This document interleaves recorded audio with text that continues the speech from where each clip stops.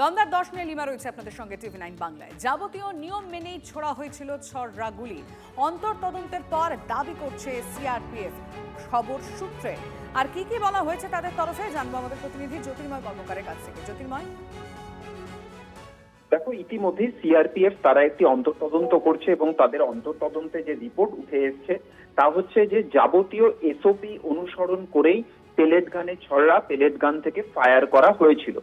20 জুলাই দিল্লির কনট প্লেসে বিক্ষোভের সময় প্রতিবাদকারীদের উদ্দেশ্যে প্রথম লাউড স্পিকারে আবেদন করা হয়। সেই আবেদন ব্যর্থ হলে টিয়ার গ্যাস ফায়ার করা হয়। এরপরে বিক্ষোভকারীদের ছত্রভঙ্গ করতে লাঠিচার্জ করে পুলিশ। যখন এই 3 প্রক্রিয়া ব্যর্থ হয় এরপরেই পেলেট গানে ফায়ার করা হয়। দিল্লির পার্লামেন্ট স্ট্রিট থানার একটি জেনারেল ডায়েরি রেকর্ড অনুযায়ী এই 3টি পদক্ষেপ ব্যর্থ হওয়ার পর দিল্লি পুলিশের এক ডিসিপির নির্দেশে র্যাফের একজন ডেপুটি কমান্ডার র্যাঙ্কের জওয়ান তিনি পেলেট গান থেকে ফায়ার করেন। এই যাবতীয় তথ্য সুপ্রিম কোর্টের রিপোর্ট আকারে পেশ করবে সিআরপিএফ এবং দিল্লি পুলিশের তথ্য অনুযায়ী কনট প্লেসে উত্তেজিত জনতাকে ছত্রভঙ্গ করতে 55টি নন ইলেকট্রিক সেল, 15টি ইলেকট্রিক সেল, 5টি টিয়ার গ্যাসের গ্রেনেড এবং অ্যান্টি রায়েট গান থেকে 2 রাউন্ড প্লাস্টিক পেলেট ফায়ার করার নির্দেশ দেওয়া হয়। যদিও যারা আহত হয়েছেন তাদের শরীরে ধাতব পেলেট পাওয়া গিয়েছে। স্বাভাবিকভাবেই পুলিশকে এক্ষেত্রে যে প্রশ্নের মুখে পড়তে হবে, র্যাব সিআরপিএফ কে জবাবদিহি যে করতে হবে তা কিন্তু এই তথ্য থেকেই স্পষ্ট। অপরদিক থেকে সিআরপিএফ এর দাবি যে 47 জন র্যাফের জওয়ান তারা আহত হয়েছে। এদের মধ্যে 6 জনের মাথায় গুরুতর আঘাত রয়েছে। স্বাভাবিকভাবেই তাদের পক্ষ থেকেও পাল্টা যুক্তি তুলে ধরা হবে সুপ্রিম কোর্টে। ধন্যবাদ।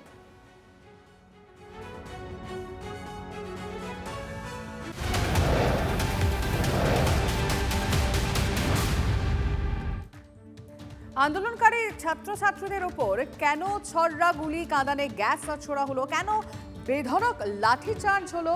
ছাত্রছাত্রীরা কি জঙ্গি যে তাদের ওপর AK-47 দিয়ে গুলি চালানো হলো? প্রধানমন্ত্রী ও কেন্দ্রীয় স্বরাষ্ট্রমন্ত্রীর জবাব চাইলেন প্রিয়াঙ্কা গান্ধী বদ্রা। आदरणीय प्रधानमंत्री महोदय जी और आदरणीय गृह मंत्री महोदय जी से पूछना चाहती हूं कि क्या जरूरत थी एक मासूम बच्ची पर इस तरह दमन करने की? क्या जरूरत थी उन छात्रों पर आंसू गैस चलवाने की, उन पर लाठियां बरसाने की, उन पर वाटर कैनन्स चलवाने की? क्या जरूरत थी उन नौजवान लड़कियों को जलील करते हुए उनके कपड़े फाड़ने की, उनको बेरहमी से गंदी तरह पिटवाने की? देश के युवाओं पर पैलेट गन्स और AK-47 चलवाने की क्या आवश्यकता थी? क्या वे आतंकवादी थे? क्या आतंकवादी हैं? गृह मंत्री जी जवाब देंगे। किसने ऑर्डर दिया? किसने ऑर्डर दिया पैलेट गन्स चलाने के लिए? किसने ऑर्डर दिया? क्यों डरते हैं आप इस देश के नौजवानों से? क्यों डरते हैं आप इस देश की बुलंद आवाज से? আগেও বিভিন্ন দল সরকারে থাকাকালীন প্রশ্নপত্র ফাঁস হয়েছে। বিভিন্ন রাজ্য পেপার লিকের ঘটনা ঘটেছে। লোকসভা থেকে বিরোধীদের জবাব জিতেন্দ্র সিং এর। 2009 রেলের পরীক্ষার প্রশ্নপত্র ফাঁস। 2011 অল ইন্ডিয়া ইঞ্জিনিয়ারিং এর এন্ট্রান্সের পেপার লিক। 2012 এইমস এর পরীক্ষার প্রশ্নপত্র ফাঁস হয়েছিল। আগের সরকার তো প্রশ্ন ফাঁসের রেকর্ড করেছে। কংগ্রেসকে তো প্রধানমন্ত্রীর দপ্তরের মন্ত্রী জিতেন্দ্র সিং এর। 2009 পশ্চিমবঙ্গে জয়েন্ট এন্ট্রান্স, 2013 মহারাষ্ট্র প্রশ্ন ফাঁস হয়েছিল বলেও বিরোধীদের তো কেন্দ্রীয় মন্ত্রী।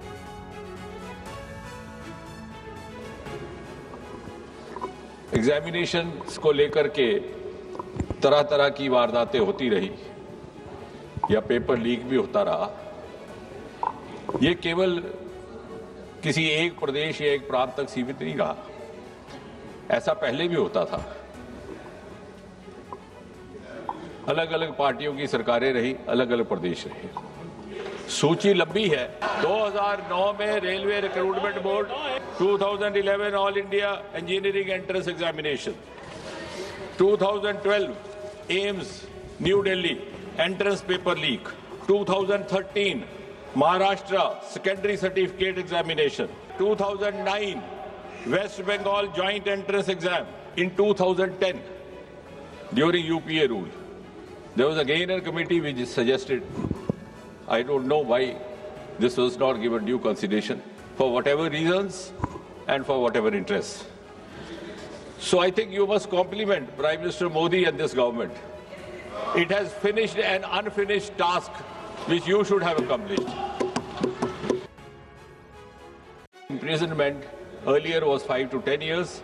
It's been increased to 7 to 10 years. And the fine was earlier up to 1 crore. It is now proposed to be increased to 10 crores. We will have special fast-track courts established only for the cases dealing with unfair means in examinations.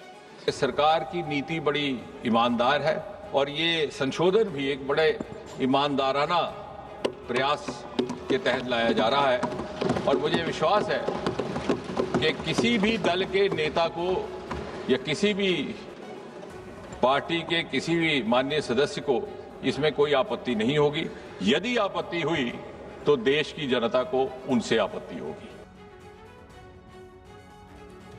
NEET প্রশ্ন ফাঁস মামলায় chargesheet পেশ করল CBI. কেন্দ্রীয় এজেন্সির চার্জশিটে ১৩ জন অভিযুক্তের নাম। CBI চার্জশিটে অভিযুক্তদের বিরুদ্ধে ঠিক কি কি ধারায় উল্লেখ রয়েছে, কি কি অভিযোগ, সব ডিটেইলস জানবো আমরা আমাদের প্রতিনিধি সুজয় পালের কাছ থেকে। সুজয়, দেখো, মূলত প্রতারণা, অপরাধমূলক বিশ্বাসভঙ্গ, প্রমাণ লোপাট এবং ষড়যন্ত্র এই ধারাগুলি যুক্ত করা হয়েছে চার্জশিটে। ৩৬০ জন সাক্ষীর নাম রয়েছে, তাদেরকে সাক্ষী নিয়ে সাক্ষ্য গ্রহণ করা হয়েছে এই মামলায়। ৪২২টি নথি উল্লেখ রয়েছে। তার পাশাপাশি চার্জশিটে ডিজিটাল ফরেন্সিক এক্সপার্টদের রিপোর্ট, হ্যান্ডরাইটিং এক্সপার্টদের রিপোর্ট সহ চার্জশিট পেশ করা হয়েছে।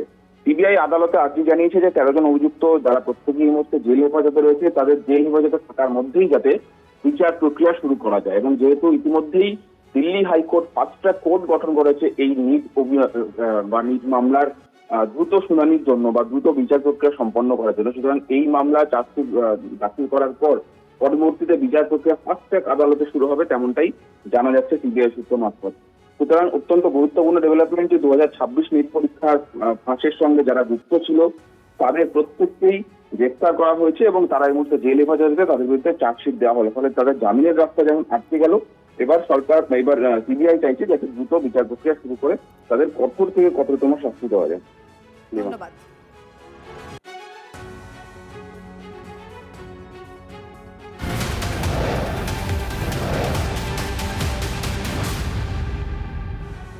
মামলা তোলা নিয়ে কেন্দ্রের দেওয়া আশ্বাস লিখিত আকারে চাইল ককরোচ জনতা পার্টি।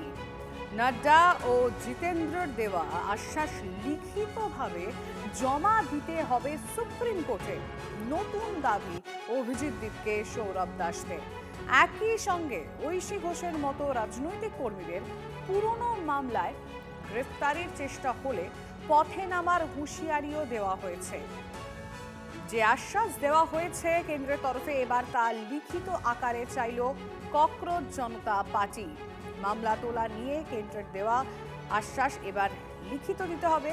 নাড্ডা ও জিতেন্দ্রর দেওয়া আশ্বাস লিখিতভাবে জমা দিতে হবে সুপ্রিম কোর্টে। নতুনভাবে দাবি করা হলো ককরোচ জনতা পার্টির তরফে। নতুন দাবি অভিজিৎ দীপকে এবং সৌরভ দাসদের। তবে এখানেই শেষ নয়, তাদের বক্তব্য একই সঙ্গে ঐশী ঘোষের মতো রাজনৈতিক কর্মীদের পুরনো মামলায় গ্রেফতারির চেষ্টা হলে পথে নামার হুঁশিয়ারিও দেওয়া হয়েছে।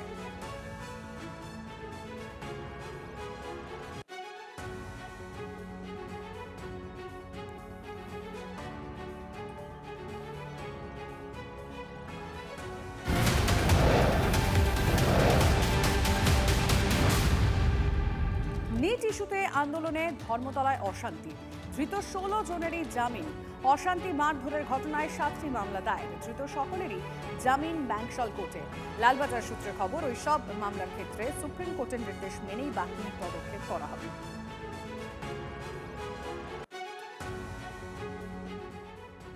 অনারেবল সুপ্রিম কোর্টের অর্ডার একটা আসে যাতে দিল্লি এবং অল ওভার ইন্ডিয়া বেস করে যত স্টেট আছে সেইখানে সমস্ত এই রিলেটেড টু এই সিজেপি আন্দোলন এখানে যত এফআইআর হয়েছে সব স্টে হয়ে গেছে।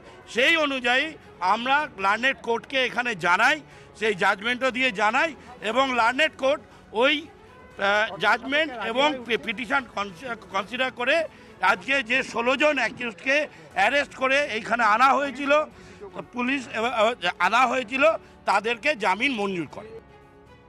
সুপ্রিম কোর্টের যে অর্ডার তার পরিপ্রেক্ষিতে লার্নেড ম্যাজিস্ট্রেট আবার দ্বিতীয়বার বসার জন্যে রাজি হন এবং পরবর্তী পর্যায়ে পুলিশ প্রশাসন এবং সামগ্রিকভাবে আইনজীবীরা তাদের নির্দিষ্ট মতামত প্রতিষ্ঠিত করে এই সমস্ত আসামিদের রিলিজের অর্ডার পায়। এখন পর্যন্ত আসামিরা 500 টাকার বেলে জামিন পেল।